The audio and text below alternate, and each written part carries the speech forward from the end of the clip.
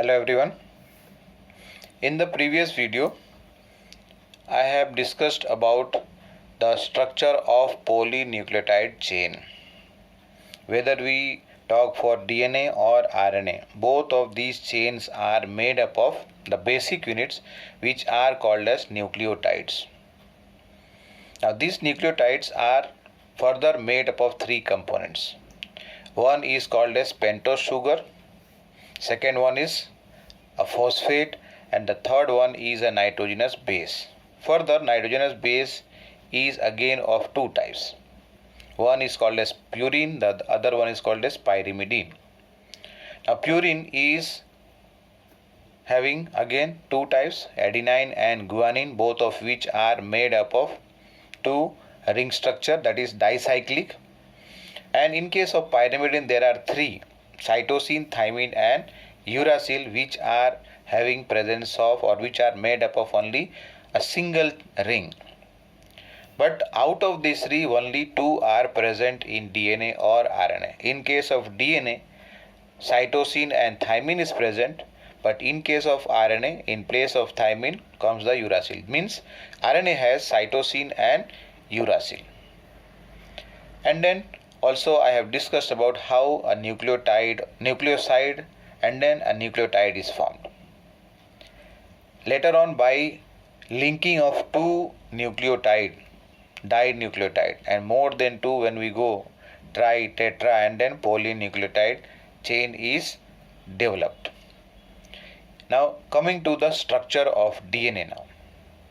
That DNA has two chain.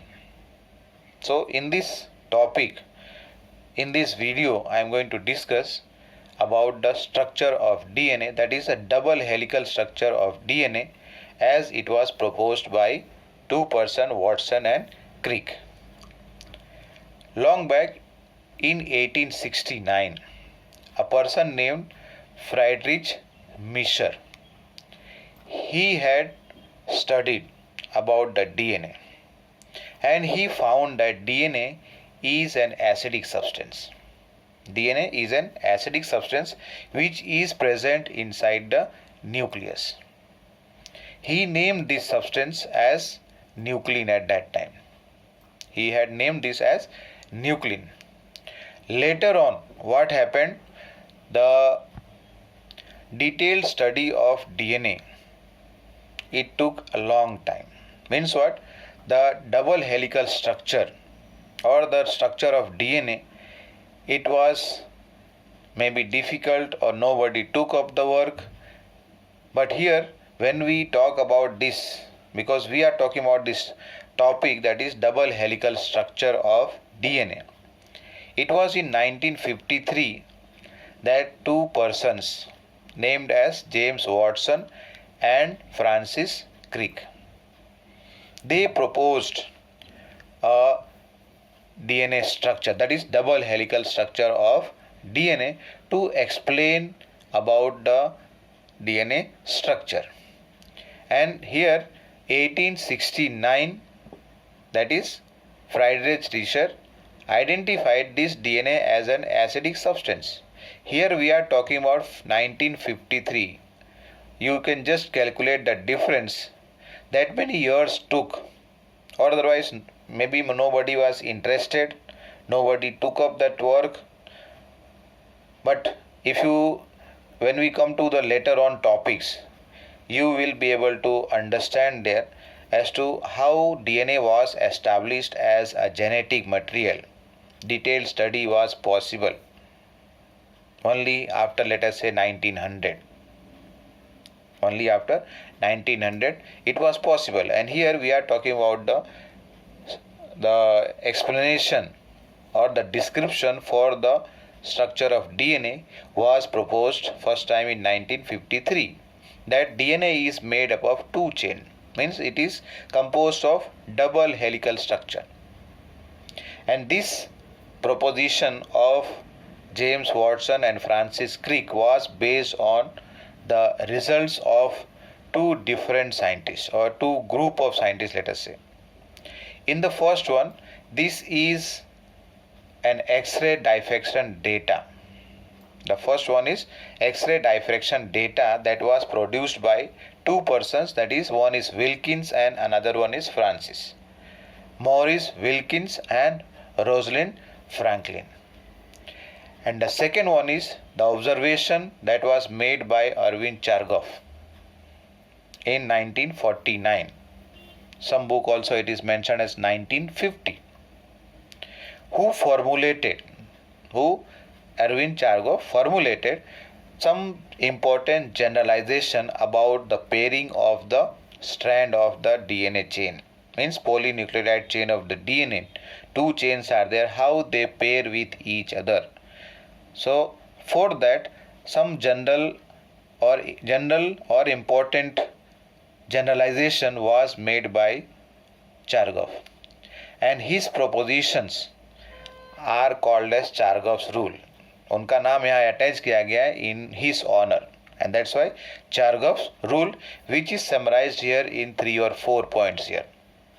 Let us see one by one. First of all, Chargaff's rule, and then we'll go to the structure of the DNA. The first point here it is talking about, now whatever may be the source, means the DNA molecule, irrespective of its source.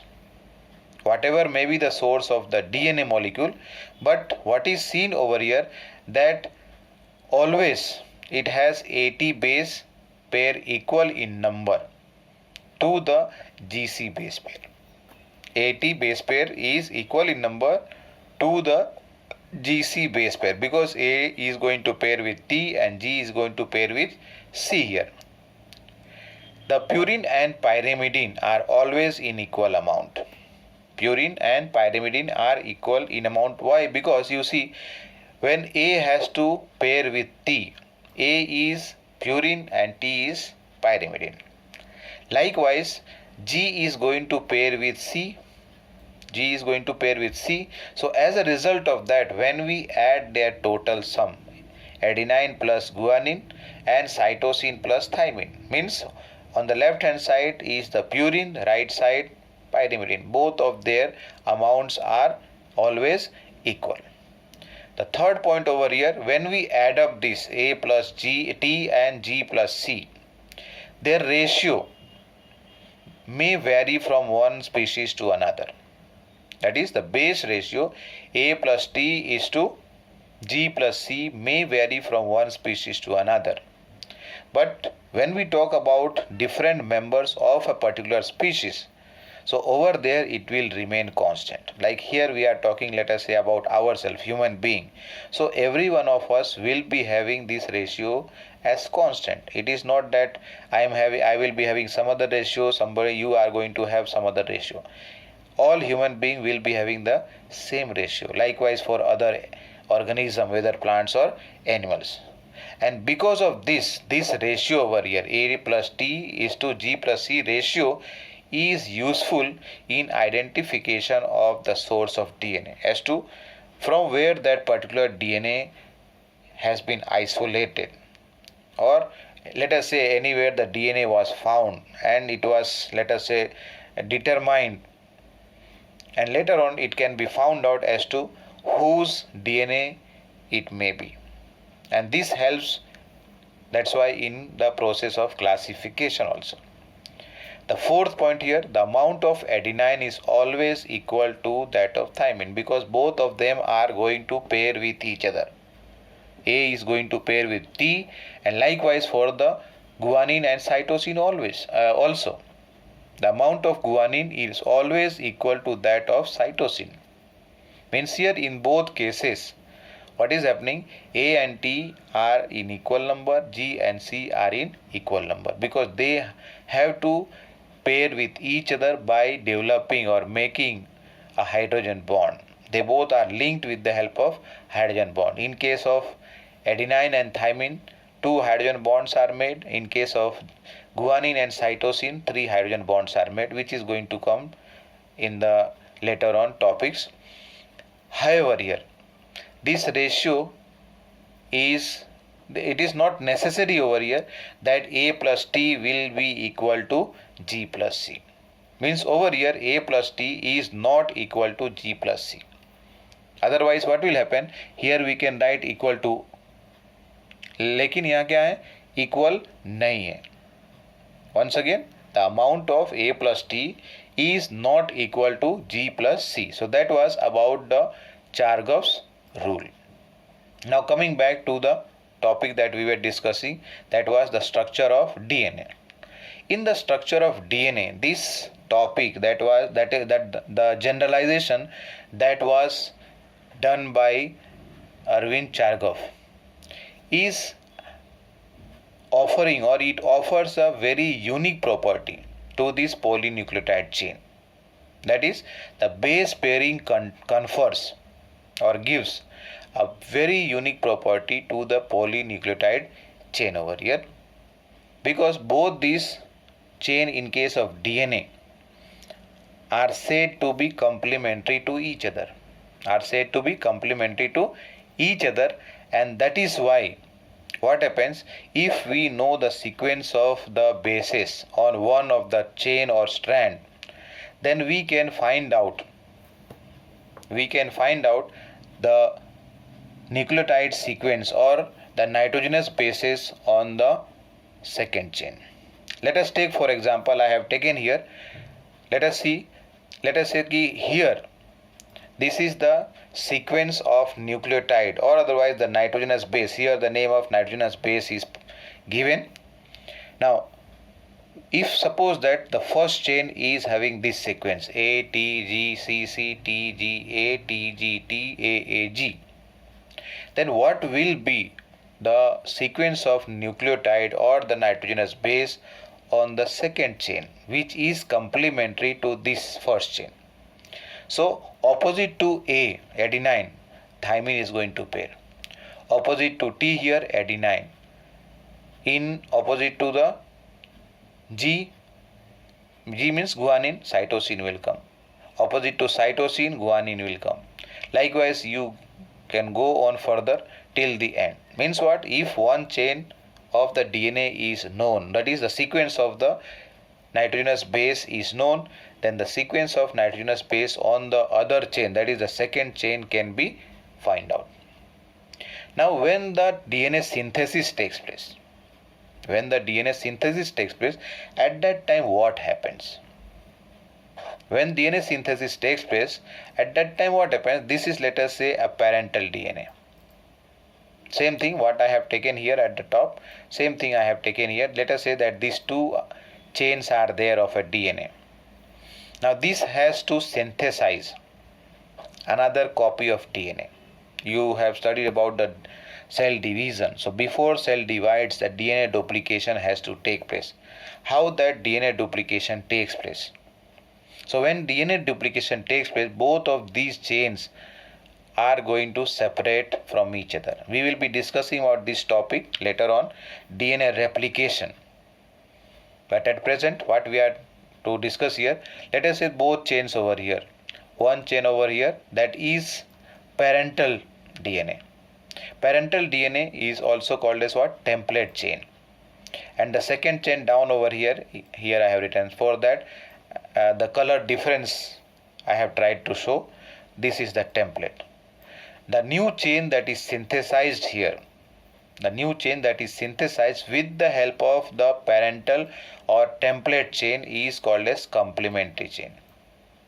So the one which is shown here is the complementary or the new chain synthesized with the help of the template chain. Why? Because opposite to particular nucleotide base pair, only a particular or otherwise a specific nitrogenous base only is going to pair. Opposite to A, T will come. Opposite to T, A will come. Opposite to C, G will come, and opposite to G, C will come. So based on that, the new DNA copy can be synthesized over here. Now because of this only, the structure of DNA could be deduced, and this becomes very clear. That means here I am talking about the genetic implication or deduction of the structure of DNA become very clear because of this property of base pairing. Here I have been talking about what? Base pairing only. Whatever I have talked just now it is about the base pairing only. Now coming further, the salient features of double helical structure or double helix structure of DNA, as to how is the double helical structure of DNA. So first of all, the DNA is made up of two chains or two polynucleotide chains, where what happens, in the previous video I have discussed about the phosphate and the sugar backbone. They constitute the backbone, and whereas the nucleotide base, it projects to one side. It projects to one side. Like here in this figure, you can just note down, let us say the chain over here, the sugar phosphate, it is alternating with each other and makes up the backbone, and the nitrogenous base is projecting here downwards. The second chain that is shown here, in this the nitrogenous base is projecting towards the upper side, as a result of which what happens, pairing takes place between the nitrogenous base which are located on the opposite chains. Second point, the two chains which are present here, they are anti-parallel to each other. Anti-parallel to each other. When we talk about synthesis of a new chain, so the synthesis takes place from 5' end to 3' end. Means suppose that in this chain, the chain that is on the top, in this a new nucleotide has to join here, so that will be joined towards the right side here to the third carbon. In case of the chain that is located at the bottom here, down one, here the new nucleotide will be joined at the 3 end here on the left hand side.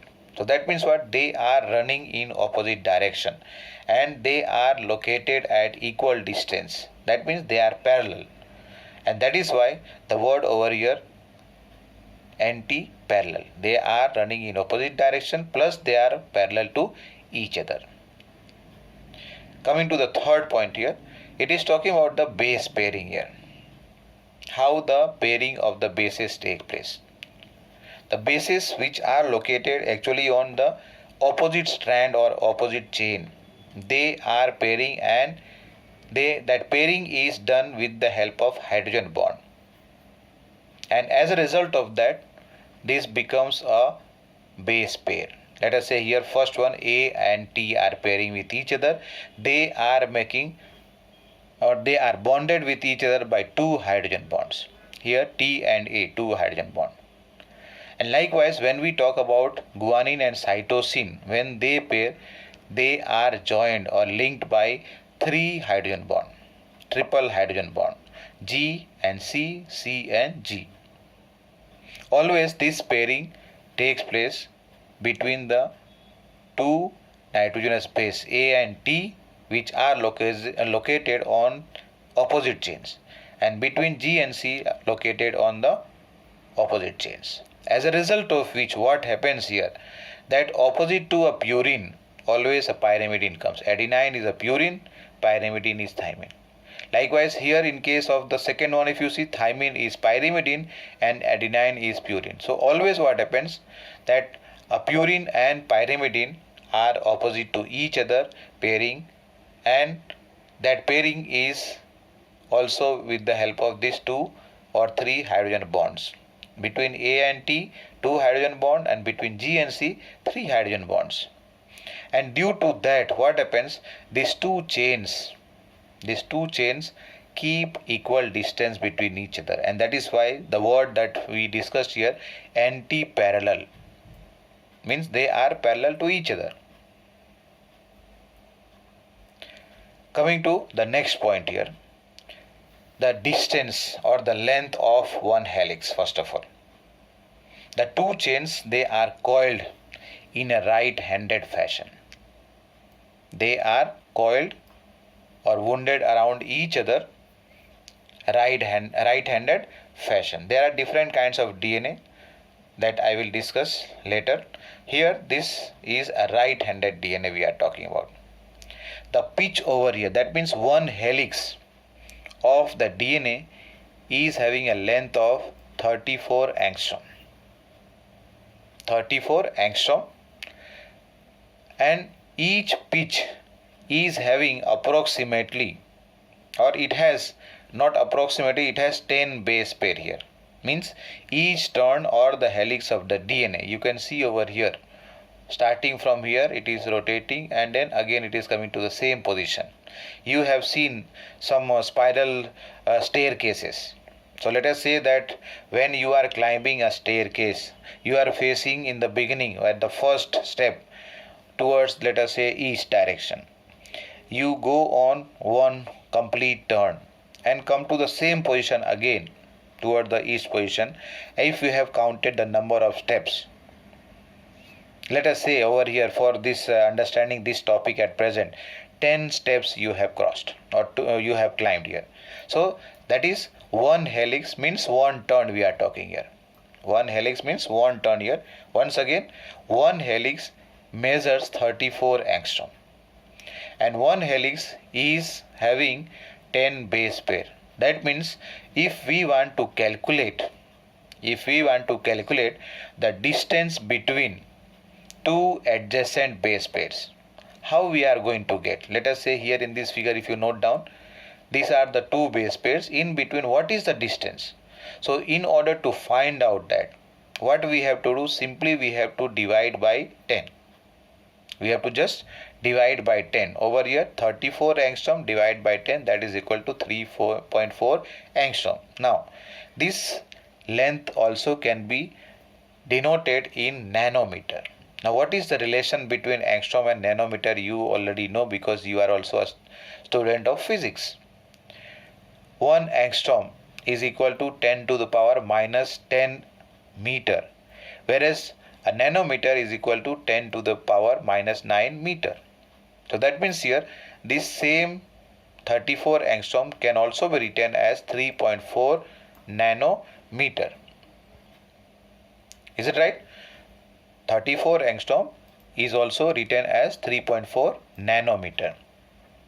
So 3.4 nanometer, when you are going to divide by 10, you will get 0.34 nanometer. Means what? Either we write the distance between the two adjacent base pair as 3.4 angstrom, or that is also equal to 0.34 nanometer.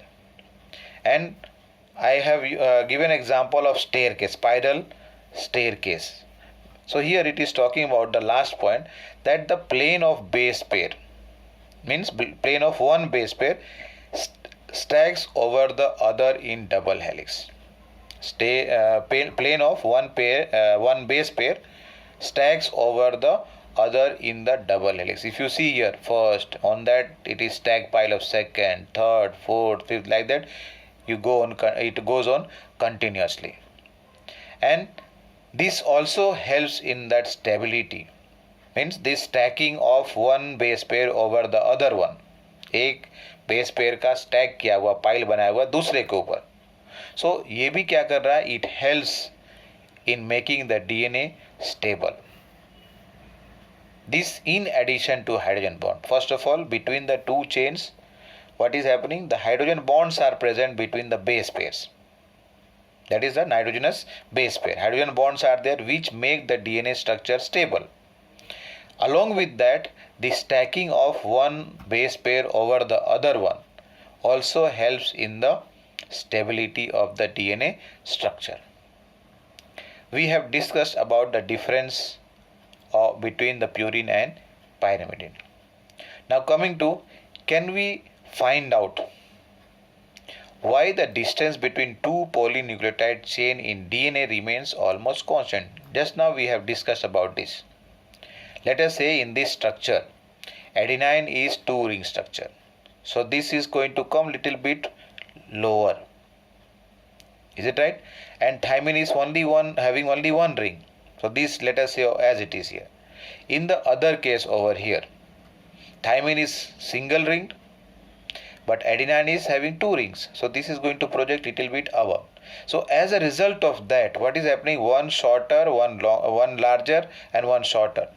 One shorter, one larger. Again this side also, if you see G and C case, G is two ring structure and C is single ring. So this will be projecting little bit downward. Likewise, when you come to the other one, G is going to be little bit above than this level what you can see. So as a result of that, what happens, the distance between the two chain of the DNA remains, or it maintains that constant distance between each other. So this was a question actually asked. Now coming further, the proposition of double helical structure of DNA and its simplicity in explaining the genetic implication became revolutionary. मतलब the way the structure of the DNA was explained by these two persons, Watson and Crick, okay, it was very simple. They explained it in very simple way, but that was a revolutionary idea or revolutionary proposition made by these two persons.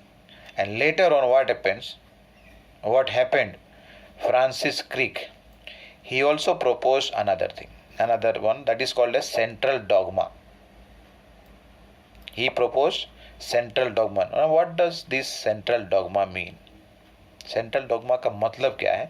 That how the synthesis of RNA and protein can take place, or how information passes from DNA to protein, or DNA to RNA, RNA to protein, that he proposed, and this is called as central dogma here.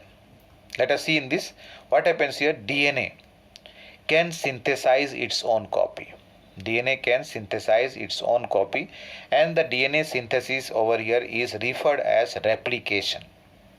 Means it can direct its own synthesis. So that is called as replication. Later on, when DNA is used for the synthesis of RNA, you know about RNA, it is of three types: messenger, ribosomal and transfer RNA. All of them are made with the help of DNA only. But at present here, let us say we are talking about synthesis of a protein. So for that, what happened? One mRNA is produced with the help of one of the chain of DNA. Not both chains are required, only one chain is required for the synthesis of one mRNA. And this process of passing the information from DNA to RNA is called as transcription. Later on, whatever the information is passed or is possessed by the messenger RNA, it is converted into process of protein synthesis, or that becomes the guideline. Messenger RNA is having the code for deciding as to which amino acid should be placed at different position in the polypeptide chain. So that process over here is called as translation. This is for most of the organism. In case of RNA virus, later on they were discovered which are having RNA as genetic material. They do not have DNA. So in this, little bit of reverse process takes place. Over here, if you see, the RNA is first of all converted into DNA. Matlab, single strand, let us say RNA is present, it is utilized for synthesizing a double stranded DNA, and this process is called as reverse transcription. Here we had used the word transcription. This is a process called as reverse transcription. Later on, with the help of the DNA that has been synthesized, what happens? Transcription take place, in which the messenger RNA can be synthesized. Let me write here messenger RNA, mRNA. And later on, mRNA has the information, the code for synthesis of protein. So that process continues, and that is called as translation. So that was about the central dogma at the end. But this topic as a whole, what I have discussed is about the double helical structure of DNA as it was proposed by Watson and Crick in 1953. Thank you.